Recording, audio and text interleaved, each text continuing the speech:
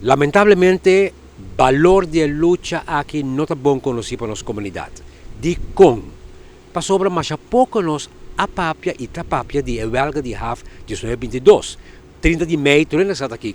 Hasta Tula não está mais a dizer, pero a huelga de HAF 1922, e homem Felipe Benito Chacuto, sim, está pouco conhecido. Um. Dois, não há nunca o reconhecimento que merece. Porque se lá não tem somente um busto, não tem uma estátua também para Felipe Chacuto, e merece esse. De três, nos enseñanza não está dando a informação necessária aqui. Lamentavelmente. Jovem para a escola sem ensinar nossa história e nossa cultura própria. Pois, me quer dizer, não tem motivo não que pone que nós não sabemos que caso sucede, para nós compreender seu valor. Para seu valor se entende quando nasce o dia aí, vamos a primeira organização laboral que depois virá sindicato.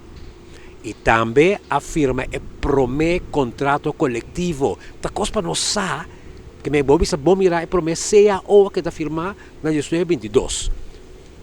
Enseñanza, história e cultura, mas vai enseñanza, para agora sim nós temos informação aqui e nós sabemos o valor de, por exemplo, a huelga de 1922.